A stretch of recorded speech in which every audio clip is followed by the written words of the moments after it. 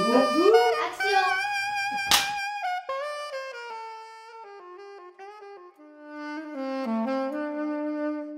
Ton prénom est italien? Alors mon prénom, j'ai un problème avec mon prénom parce que oui, normalement je m'appelle Angelina. Et quand je suis venue donc en France, mon prénom, ils l'ont franchisé. Ils m'ont appelé Angèle. Et même maintenant, ce prénom, quand on m'appelle Angèle, c'est comme si j'étais à l'école. Je me mets au garde à vous et voilà. Après, Angelina, bon, on ne m'a jamais appelée Angelina. Et je préfère m'appeler Jeline. Voilà, parce que c'est plus un peu l'accent de ma maman. Et quel était le nom de tes sœurs, tes frères? Ah là, les prénoms, c'était chez nous, on s'appelle tous pareil. Parce que nos parents, on a tous les noms de nos grands-parents. Ma sœur aînée s'appelle Barbara, comme ma grand-mère paternelle. Mon frère Carmelo, comme mon grand-père paternel. Et après, c'était le tout, c'est maternel. Je m'appelle Angeline, comme ma grand-mère. Et voilà, puis j'ai un frère qui s'appelle Ignace. C'était pas des beaux prénoms des fois, mais bon. Et j'en ai un qui s'appelle même Pif Epifanio. Et puis après, quand on est arrivé ici, on était 5. Et puis mon papa, il a voulu savoir comment c'était de faire un petit Français. Donc on a eu un petit frère qui est né en France. C'était un petit Français. Maintenant, bon, ben, j'ai grandi en France. J'avais que 2 ans quand je suis venue. Donc mon pays, c'est la France. Mais mes racines, c'est la Sicile. Et plus j'avance dans l'âge, plus mon cœur balance. Et dans mon cœur, il y a mes parents, il y a tout ce qu'ils m'ont apporté pour ma sauce tomate, tous les ingrédients qui font ce que je suis, quoi. Mais par contre, la France, eh ben, voilà, je suis allée à l'école ici. J'ai pas honte de dire que mes ancêtres, ce sont les Gaulois. Et la nourriture qu'elle mangeait là-bas était la même qu'ici? Eh ben, on a tout emmené avec nous, parce que ça, c'est des trucs qu'on emmène, il n'y a pas besoin de bagages. On a emmené notre sauce tomate, le basilic, gratoline, tout, quoi. On a emmené le minestrone, on a tout emmené, ça, on emmène, c'est léger, c'est tout dans la tête, tout dans les mains, tout dans la façon d'être.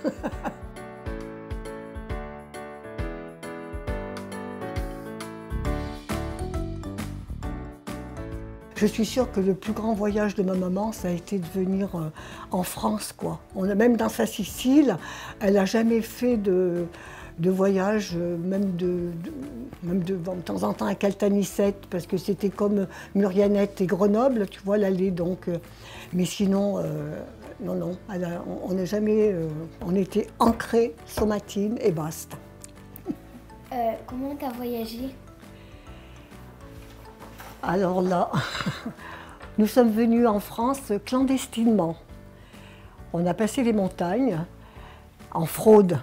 Et ma maman avait un très bon mot pour nous dire qu'on était venus clandestinement. Donc en clandestin, ma maman disait « Nous sommes venus en France en grand destin ». C'était un petit lapsus, mais qui voulait tout dire, quoi. C'était trop beau, quoi. Alors ça a été vraiment un périple, quoi. Il fallait se cacher. On avait un guide qui nous précédait et c'était la nuit et il fumait une cigarette. Et dès que la cigarette était incandescente, on devait vite approcher. Donc on a traversé la montagne et de l'autre côté, c'était la France. Et pour nous, la France, c'était tout, quoi. C'était ouais, notre survie, le travail. Pendant ton voyage, tu mangeais quoi? Mais pendant le voyage, quand je suis venue de la Sicile en France, ben, je te dis, j'étais un petit bébé. Enfin, j'étais un petit bébé, j'avais 2 ans. Et ben, ma maman, elle me donnait le sein. Pour pas que je pleure, parce qu'il fallait traverser vraiment, il fallait faire tout doucement, quoi. Parce que si on nous voyait, on nous faisait retourner dans notre pays. La traversée de la montagne a duré qu'une nuit. Ce chemin de montagne, le chemin de l'espoir, le chemin de l'espérance. Il y a eu un film là-dessus, on aurait pu y être, quoi. Voilà. Après, quand on est arrivé en France chez ma grand-mère, elle nous attendait parce qu'elle savait qu'on allait arriver. Alors, elle avait préparé la soupe pour nous. Voilà, on était quand même attendus tous ici. Et du coup, c'était un peu la fête ou vous étiez fatigués, il y avait plein de On était fatigués, mais j'entends encore ma maman quand elle est arrivée en train à Grenoble. Eh ben, elle était jeune, elle était pleine d'allant. Elle a dit, je suis plus fatiguée, quoi. Elle avait ses autres enfants qui l'attendaient, son mari, sa mère. Elle avait des ailes. Elle ne sentait plus la fatigue. Elle était tellement contente. Ah, tellement contente, oui, tellement contente. Et plus jamais ma maman allait retourner en Sicile.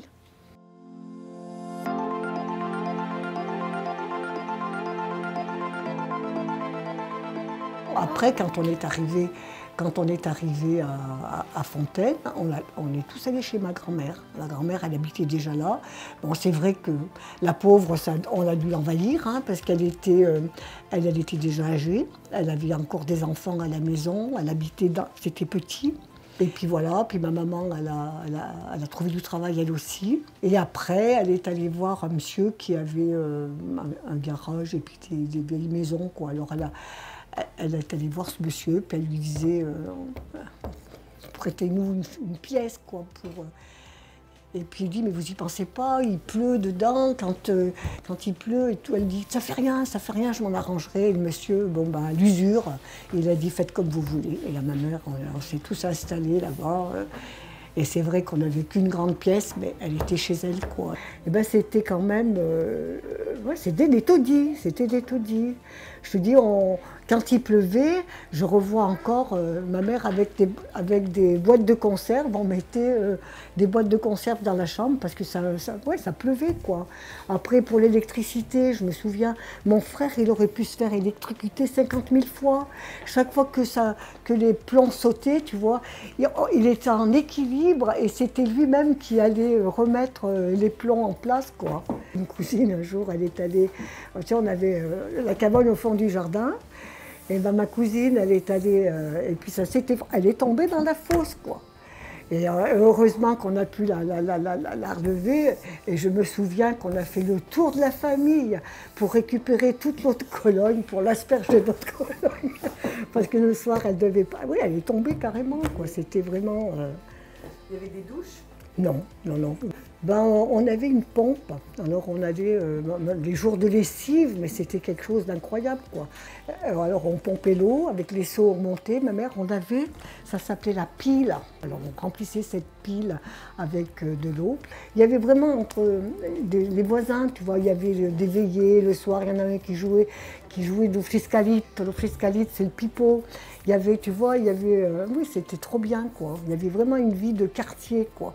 On était, on habitait, voilà. Puis on n'avait rien, mais on avait tout, tu vois, que ce soit pour tirer les rois, on se réunissait, on arrivait avec une bouteille de vin, et puis les grandes tablées, et puis c'était bon, quoi. Puis ça chantait. Ma mère, elle disait toujours qu'il ne fallait jamais tragiquer les choses. C'est trop bien, ma mère, elle était trop top. Elle avait toujours le mot... Oui, pour rire, puis toujours, elle nous dit Ngamba, ça veut dire fière la maman. Elle a dit tes soucis, porte-les bien, quoi. C'est pas les autres qui vont te les enlever. Fais toujours de l'échange, voilà. Toujours tête haute et basta la maman.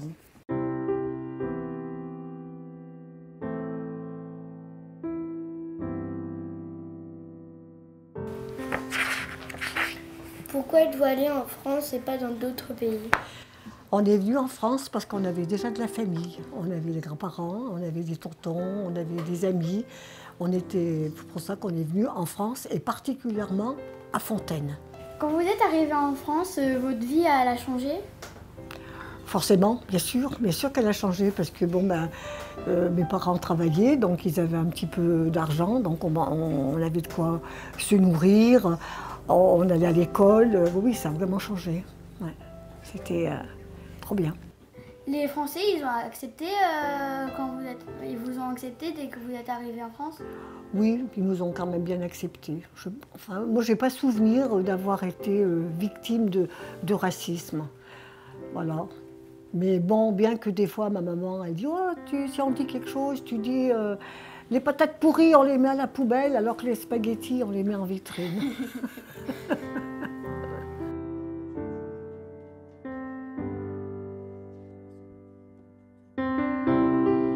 Et c'était facile d'apprendre la langue française?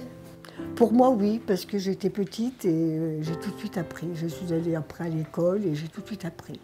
Sans accent, sans rien. Alors que ma maman, elle avait un accent, même ma sœur.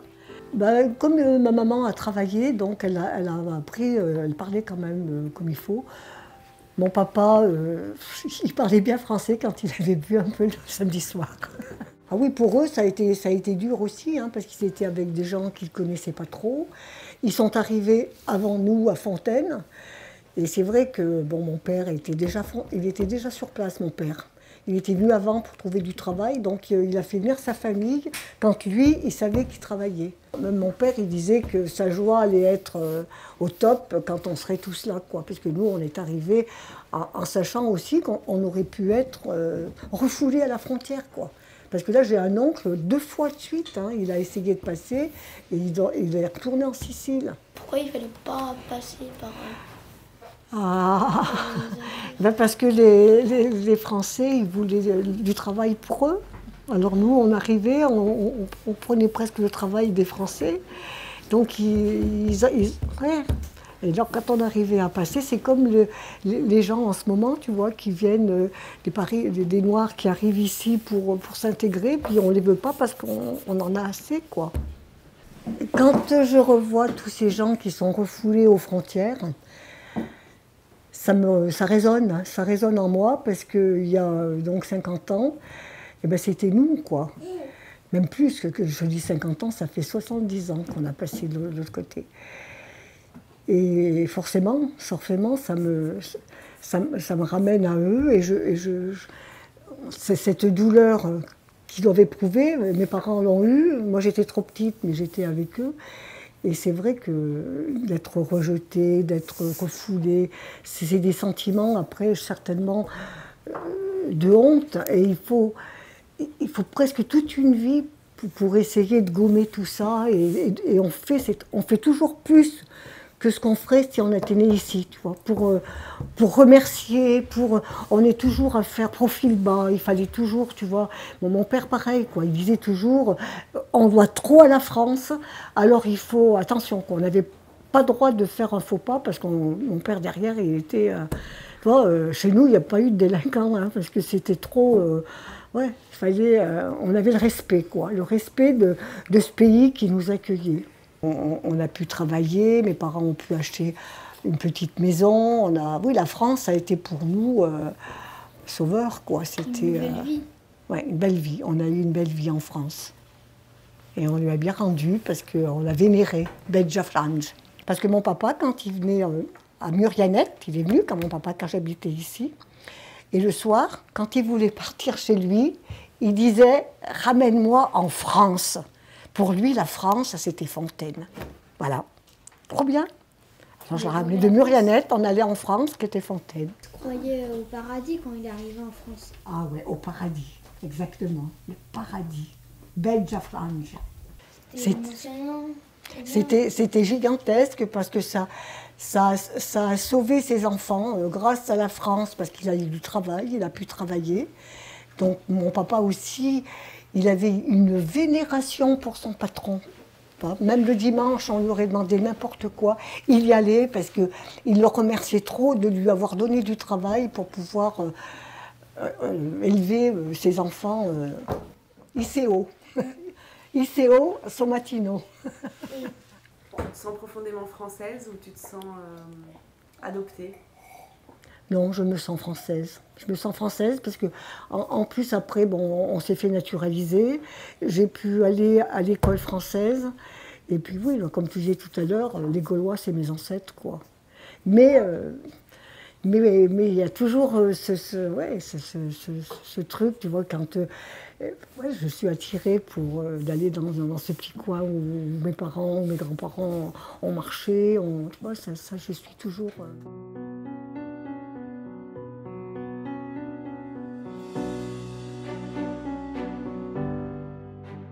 la Sicile, ça renvoie quelle image? Ça vous renvoie quelle image?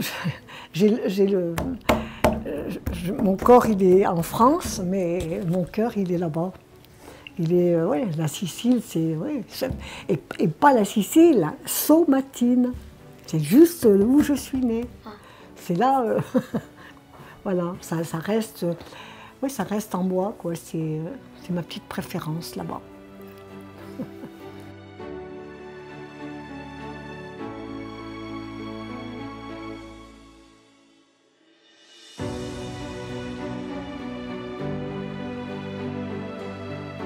Vous avez parlé sicilien ou vous avez oublié des mots? Non, ça, on n'oublie jamais. On n'oublie jamais, et même maintenant que ma maman n'est plus là, je cherche toujours des gens de ma famille qui parlent sicilien, parce que j'aime trop parler sicilien. Et ce que j'aime surtout quand je vais en Sicile, c'est parler sicilien. Voilà, parce que c'était, quand on était ici, entre nous, on parlait sicilien, et là-bas, à peine j'arrive en Sicile, tous les mots qui restent dans moi inutilisés, ressortent tous comme par enchantement. Ça me fait une grande guirlande de mots. Et puis ça, voilà, on parle avec les mains d'un seul coup. Tout s'illumine, quoi. C'est pas pareil. C'est pas pareil. Et tu sais comment on dit bonjour en Sicile? Bah bien sûr, ça m'est resté tout le temps. Buongiorno, oui. Et même mon prénom, ici, Angèle, là-bas, ça chante. Angelina. C'est pas pareil. Et voilà, quoi. Mais chaque fois que je vais en Sicile, c'est vrai que j'ai un moment d'adaptation. Parce que dans ma tête, c'était un peu comme une carte postale. Je vois, chaque fois que j'arrive, je m'attends à voir les poules dans le salon, et puis je vois des jeunes comme vous qui jouent à PlayStation. Et ouais, c'est plus la Sicile que j'ai quittée, quoi. Tu avais des temples à côté de toi, temples grecs Oui, à Agrigento. Parce qu'on dit souvent, si vous voulez connaître la Grèce, allez en Sicile. Mais quand j'habitais en Sicile, on ne prenait pas le temps de voir ce qu'il y avait de l'autre côté. Parce que le principal activité de mes parents, c'était de travailler et pour nous nourrir tous. Voilà. Alors on n'avait pas le temps, on n'avait pas de loisirs. Il n'y avait pas de loisirs. Ben, je ne sais pas, ma maman, j'ai l'impression qu'elle avait peur d'être déçue d'y retourner. Donc elle préférait être là. Ouais, là-bas, je crois que c'était de la déception. Et puis elle était tellement... la France, pour elle, c'était tellement le pays qui l'avait sauvée du marasme, quoi. Elle en avait tellement une reconnaissance forte que pour elle, c'était peut-être tromper la France de retourner là-bas. Tu vois, je sais pas, c'était un peu... Ouais, c'était une manière de dire, je suis là, quoi, je suis d'ici, voilà. De se faire adopter. Ouais, se faire adopter. La Sicile, c'était plutôt quand j'y retournais pour des fêtes de famille. Tu vois, j'ai pas grandi là-bas. Donc, pour moi, ma vie, elle est là. Elle est là. Qu'est-ce qui a changé entre l'Italie et la France? Bah, pas trop, nous, parce qu'on a amené notre petite Italie, on se l'a amenée en France. On se l'a amenée en France avec tout, quoi, avec nos pâtes, avec nos traditions, c'était trop bien. Quand vous racontez vos histoires, vous êtes fière de le lire ou... Ah ouais, trop contente. Ouais, trop contente d'avoir, je vous dis, la tête ici et le cœur là-bas, et puis ça se mélange tout maintenant. Voilà. Mais souvent, tu vois, je suis quand même décalée parce que, bon, je ne sais pas si mes filles l'ont remarqué quand je suis en Sicile, je suis quand même chez moi parce que, ça parle avec les mains, on se touche et tout. Tandis qu'ici, je me fais toujours traiter de « je suis trop ». Voilà, je suis trop ceci, trop cela. Il me semble qu'à mesure que j'avance dans la vie, j'ai gommé, mais pas suffisamment. Alors je leur dis quand je serai morte, je serai cool.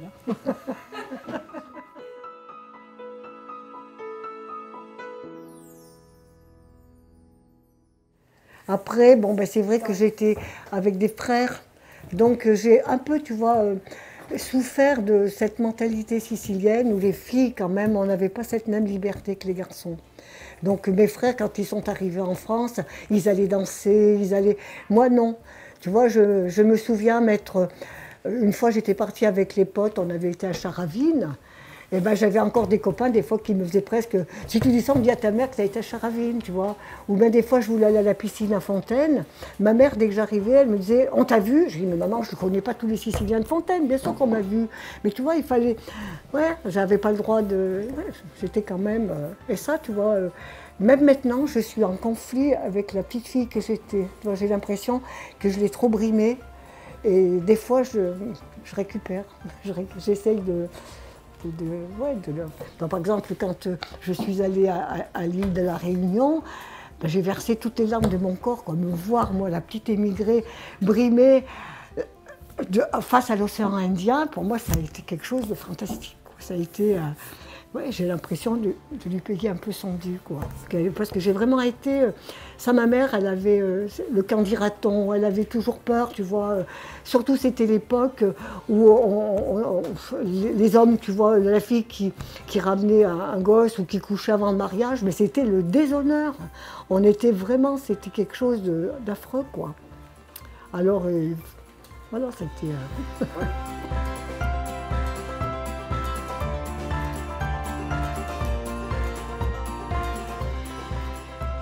Moi, la maison que j'ai préférée, c'était la maison où il y avait mes frères, mes sœurs et mon papa et ma maman. Voilà. Alors si j'étais en Sicile, j'étais avec eux bien. Partout où ils étaient, j'étais bien. Du coup, la meilleure maison, c'est la famille. Ben ouais, c'était avec eux, c'était... voilà. Le rassemblement, la famille, la solidarité, tout ça, c'est tout ça, quoi. Parce que bon, il y en a pour un, il y en a pour tous. Et puis ma mère, après, quand elle s'est retrouvée en France, elle était aussi un peu pilier. Elle recevait beaucoup les gens de Sicile qui venaient. Elle disait à l'épicier, je la connais, vous pouvez lui faire crédit. Puis après, elle lui disait, ce que tu vas acheter maintenant, ça ne me regarde pas. Elle partait discrètement. Voilà, ça c'était ma maman. On a quitté un nid pour en faire un autre, mais qu'importe le bocal, quoi, c'était ce qu'il y avait dedans. Voilà. Et dedans, eh ben, c'était les miens, et l'amour. Et puis oui, le partage, c'était, voilà, trop bien. Voilà, messieurs, mesdames. Sicilia mia, Sicilia bella, ti penso sempre con nostalgia, oh ma Sicilia,